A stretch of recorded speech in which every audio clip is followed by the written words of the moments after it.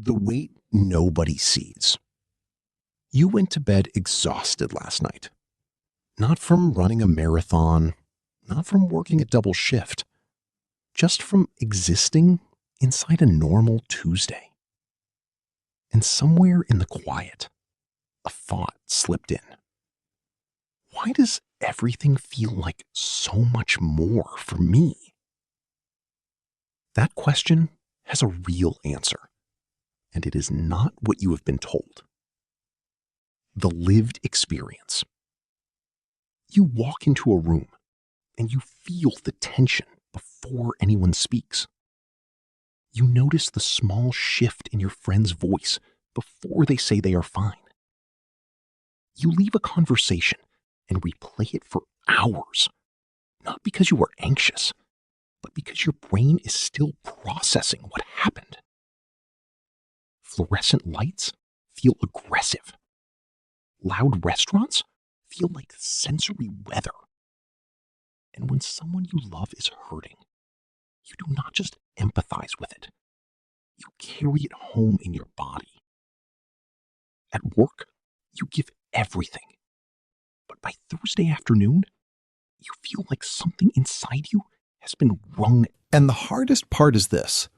You look around, and no one else seems to be struggling the way you are. So you tell yourself the only explanation that makes sense. You are just too sensitive, too fragile, not built for this world. That story is not just wrong. It is the exact opposite of the truth. And here is the thing no one has told you yet. The very mechanism making you exhausted is the same one giving you something most people will never have. You were not born broken. In the 1990s, psychologist Elaine Aron identified a trait she called sensory processing sensitivity. It shows up in roughly 20% of the population, and it is not a disorder. It is not a diagnosis. It is a deeply wired biological strategy. Here is the evolutionary logic. A tribe that was entirely made of resilient, fast-moving warriors would survive a battle, but it would walk into a drought without noticing the soil had changed. It would eat the wrong plants. It would miss the early signal. You were the early warning system, the one who processed the world at a deeper resolution, so the group could see what was coming. Researchers call people with this trait orchids. Resilient types are dandelions. They grow anywhere. But you bloom differently. Not because you are weaker, because you require different conditions. And that is exactly what we are going to build.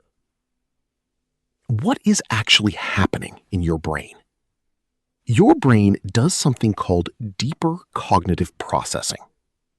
When most people see a piece of information, their brain tags it and moves on.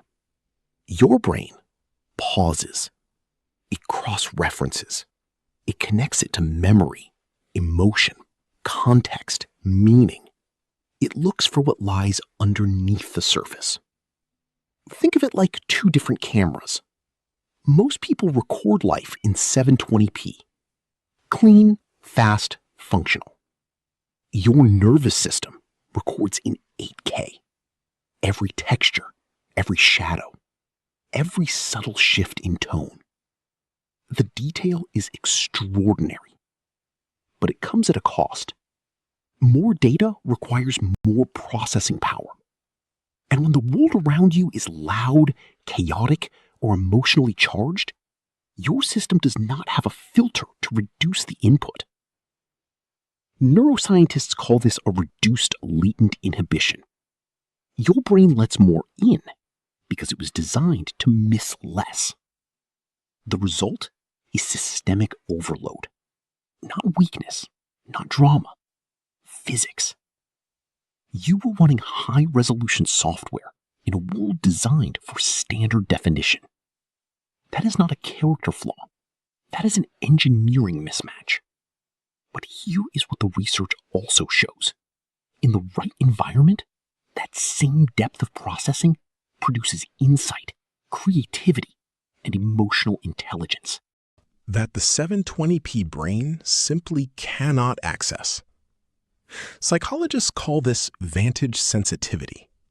The same trait that makes harsh environments harder makes nourishing ones exponentially more powerful. The question is not how to fix you. The question is how to build the environment you were designed for. Building the greenhouse. 5 principles. Principle 1. Engineer your sensory diet.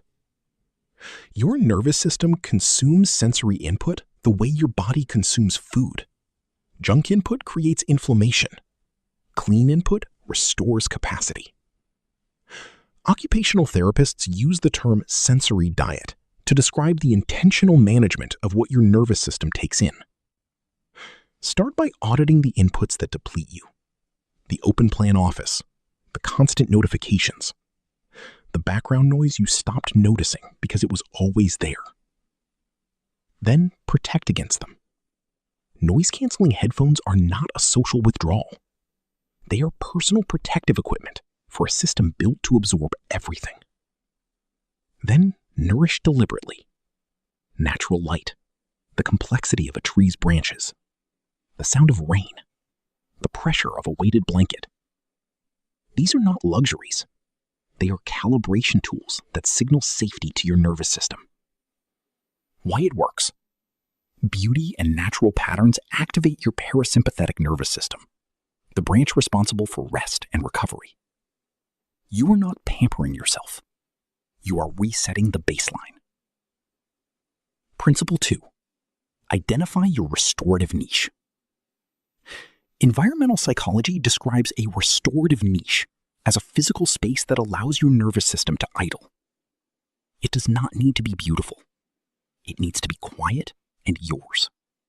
A stairwell, a parked car, a corner of a library.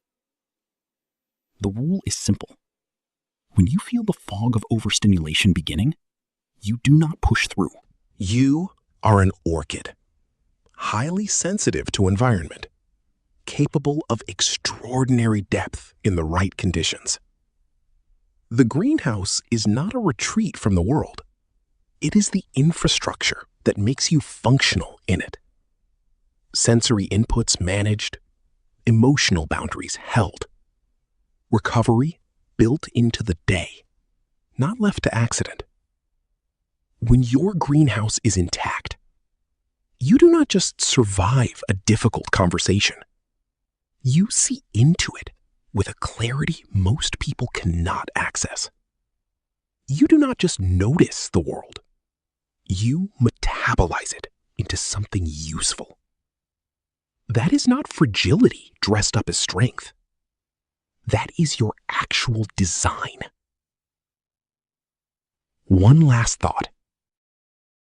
The modern world was not built for you. It was built for speed and volume and constant output. But the world has always needed the person who notices what everyone else walks past, who feels the shift before the storm, who sees the person behind the words. That is not a burden you were handed. It is a capacity you were given. You do not need to become someone harder. You need to stop apologizing for the resolution you see in. Start with one thing today. One input removed. One niche found. One pause taken before the yes. You are not building a softer life. You are